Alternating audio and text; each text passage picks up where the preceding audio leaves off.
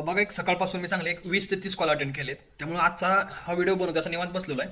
Video बनवतो सायकोलॉजीवरती. म्हणजे बरेच लोक आहेत की त्यांना म्हणजे स्वतःवरती कंट्रोल होत नाहीये. आता ट्रेडिंग काय गोष्ट आहे आधी तुम्ही लक्षात घ्या. कोर्स करण्या अगोदर कोणाचा किंवा कुठेही कशाच्याही प्रोग्रामला जॉईन होण्या अगोदर एक गोष्ट आधीच क्लिअर करतो मी, की बाबा ट्रेडिंग गोष्ट अशी आहे की ती स्वतःच्या हातून आली पाहिजे. म्हणजे कुणाची स्ट्रॅटेजी कुणाचं काय कॉपी करता येत नाही. कॉपी करून ट्रेडिंग शिकत नाही. हां, एखाद्या वेळेस होऊ शकतं असं की बाबा त्याची ट्रेडिंग स्टाईल तुमची ट्रेडिंग स्टाईल मॅच झाली की तुम्ही एखाद्या ट्रेडरसारखं ट्रेड करायला चालू करू शकता. पण मोस्ट ऑफ द केसेसमध्ये की तुम्ही नाही करू शकत की बाबा त्याने सांगितलं अशी अशी स्ट्रॅटेजी आहे, अशी अशी तुम्हाला ट्रेड करायचे आहेत, तर तुम्ही ते ट्रेड नाही करू शकत. 100% नाही करू शकत.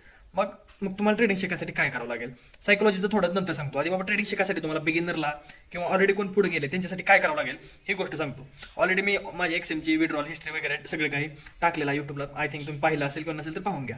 मग कन्सिस्टन्स प्रॉफिटेबल राहण्यासाठी ट्रेडिंगमध्ये काय पहिल्यांदा काय गरजेचं आहे बाबा?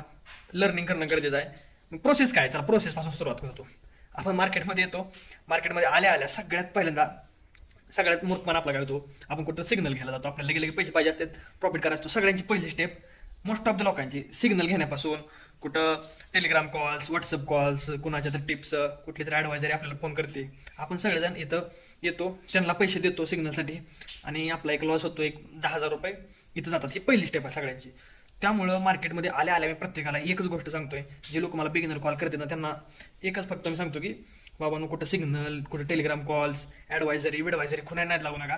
10-20,000 रुपये फिक्स जातात.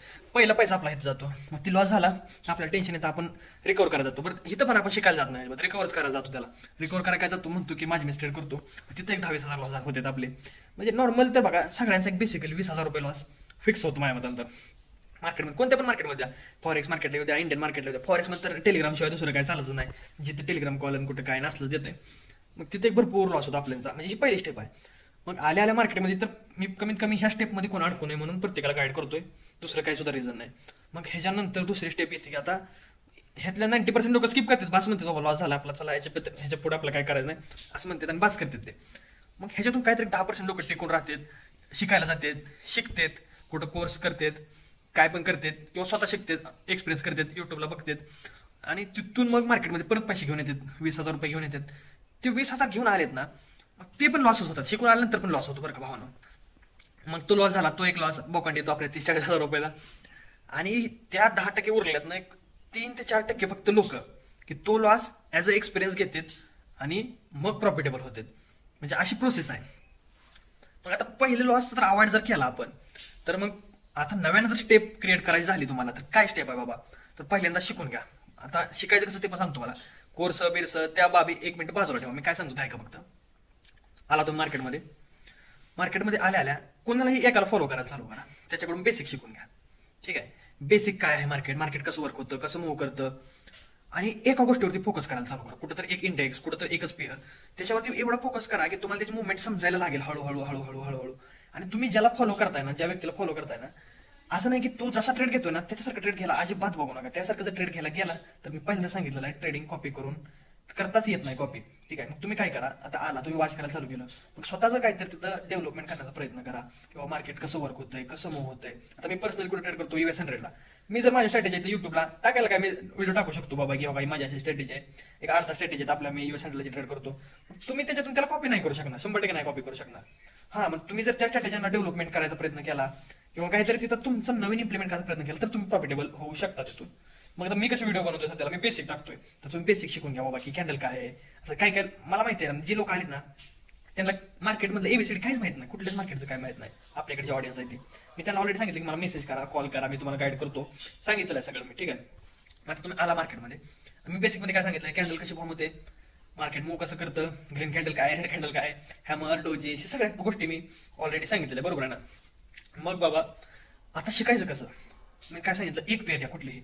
मी प्रेफर करतो जर तुम्ही मला फॉलो करणार असाल, मी जो सांगितलं ना की तुम्ही एका कोणाला तर फॉलो करा, तर तो एक जो ट्रेडर आहे ना त्याची जी पेअर आहे ना त्याला जर तुम्ही वॉच करत असाल तर मी US100ला करतो. मग तुम्ही US100ला चालू करा वॉच करायला, कारण मी त्याच्याबद्दल गायडन्स देऊ शकतो. तुम्हाला म्हणलं बाबा गोल्ड मध्ये अनालिसिस सांग, नाही सांगू शकत, मला येतच नाही गोल्ड मध्ये अनालिसिस करायला काय.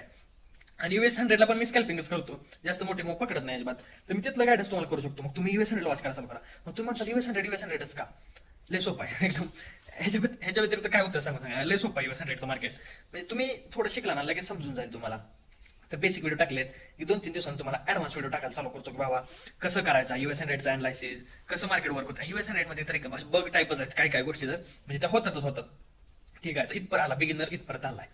आता जे बाकीच्या लोकांचा प्रश्न होता की बाबा सायकोलॉजी काय कंट्रोल होणं, आमचा 5,000 प्रॉफिट होतोय, 3-4 दिवस प्रॉफिट होतोय आणि गुरुवार नाही तर बुधवार आम्ही लॉस करून टाकतो, किंवा शुक्रवारी मार्केट ज्या दिवशी शेवट आहे त्या दिवशी सगळं बघून करून टाकतो आम्ही. आता ही सगळ्यांसोबत होतं. ह्याला काय म्हणायचं, सायकोलॉजिकल कंट्रोल.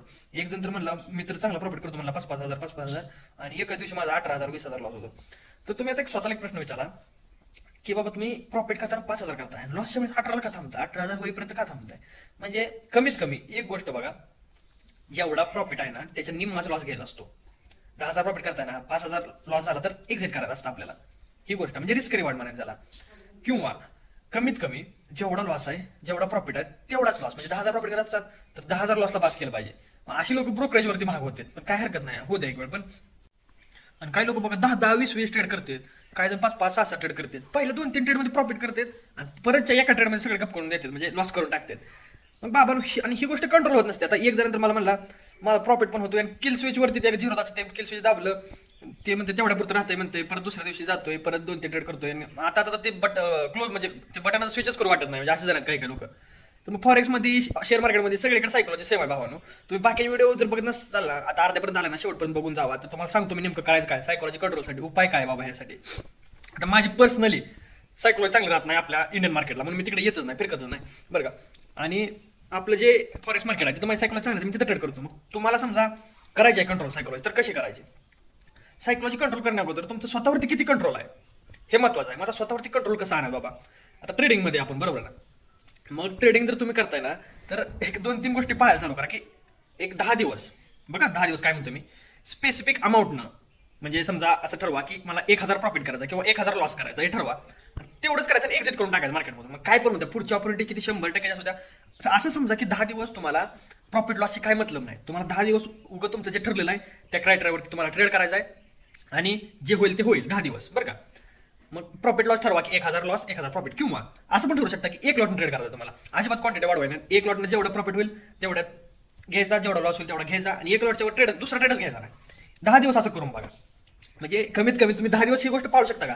जर तुम्ही 10 दिवस एक गोष्ट पाळू शकत असाल तर पुढच्या वेळेस ती गोष्ट 21 दिवस 20 दिवस पाळा. 21 दिवस म्हणजे रूल असतोय बघा ते लॉ ऑफ अट्रॅक्शनचा किंवा लॉ ऑफ युनिव्हर्सचा, तर ते तुम्ही ट्राय करू शकता. म्हणजे मला म्हणायचं काय बाबा की तुम्ही प्रूव्ह करून दाखवा मार्केटला की बाबा मी स्ट्रॉंग आहे, माझ्यामध्ये मी स्ट्रेंथ आहे माझ्यामध्ये, की मी मार्केटमधून प्रॉफिट काढायला मी एबल आहे. तर हे कसं दाखवायचं हे सांगतो मी तुम्हाला. की एक स्पेसिफिक गोष्टीने ट्रेड करण्याचा प्रयत्न करा, किंवा असं ठरवा किंवा मी बँक निफ्टीला ट्रेडच करणार ना, मी फक्त निफ्टीला ट्रेड करणार 7 दिवस, चला 7 म्हणून आपण फक्त, म्हणजे मला 7 दिवस फक्त निफ्टी ट्रेड करायचा एका लॉटनं. कळतंय का तुम्हाला. म्हणजे तुम्ही मार्केटला दाखवून द्या की मी स्ट्रॉंग आहे बाबा, मी ऐकतोय, माझे रूल्स मी फॉलो करतोय, किंवा काहीतरी स्पेसिफिक रूल ठरवा स्वतःचे की त्या रूलच्या बाहेर जायचं नाही मला. सायकोलॉजी अशीच हळूहळू स्ट्रॉंग होत असते. तुम्ही तुमचे रूल फॉलो करायला शिका. कळते ना मी काय म्हणतो ते, म्हणजे समजत नसेल तर कमेंट करा मला. म्हणजे मी सांगण्याचा प्रयत्न काय करतो की तुम्ही प्रूव्ह करून द्या स्वतःला किंवा मी मार्केटमध्ये कमीत कमी माझे स्वतःचे रूल्स जे आहेत ते फॉलो करायला मी स्ट्रॉंग आहे, माझ्यामध्ये स्ट्रेंथ आहे. असं मी वीक माणूस नाही बाबा आज 2 लॉट ट्रेड केलं, लॉस झाला की 4 लॉट, उद्या 8 लॉट, किंवा आज 2 लॉट करतोय उद्या 1 लॉट, असं नाही करायचं. एक 10-12 दिवस किंवा 20 दिवस स्वतःला वरती कंट्रोल करा. कुठली पण असू द्या तुमची, किंवा तुम्ही बाहेरची एखादी तुमची सवय असेल, काहीतरी घाण सवय असेल तुम्हाला एखादी, त्याच्यावरती कंट्रोल करा. तुम्ही म्हणताल त्याचा ट्रेडिंगचा काय संबंध आहे, त्याचा ट्रेडिंगचा संबंध नाही. मी सांगेल तुम्ही किती स्ट्रॉंग आहात की माझी जी एखादी सवय आहे ती मी अवॉइड करू शकतो. घाण सवय असू द्या, चांगली असू द्या, काय पण असू द्या, किंवा एखाद्याला चांगला पदार्थ आवडतो, मग तो पदार्थ एक 20 दिवस खायचं नाही, काय पण होत्या. मग एखाद्याला चिकन आवडतं जास्त, मग 20 दिवस कंट्रोल करून दाखवाय बाबा मी 20 दिवस कंट्रोल करू शकतो बिना चिकनचं.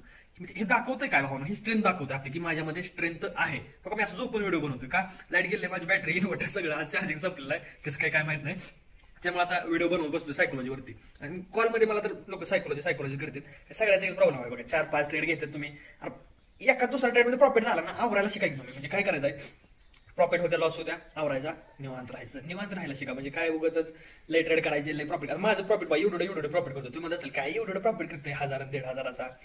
तर भावानं तिथं मी सुद्धा स्वतःला स्ट्रॉंग बनण्याचा प्रयत्न करतो की मला सुद्धा जास्त मोठी म्हणजे ग्रीडनेस आणायची नाही माझ्यामध्ये, मला मोठा प्रॉफिट पाहिजे. मग ह्या ज्यावेळेस मी स्वतःवरती असं कंट्रोल करेल 1,500 प्रॉफिटनं 2,000 प्रॉफिटनं, त्यानंतरच मी 5,000-10,000 प्रॉफिट घ्यायला सक्षम बनेल, असं मला म्हणायचं आहे फक्त. म्हणजे असं माझे विचार आहेत असंच. आणि आता बघा माझ्यासोबत असे भरपूर माझे मित्र पण आहेत किंवा प्रॉफिटेबल आहेत, भरपूर प्रॉफिटेबल आहेत ते.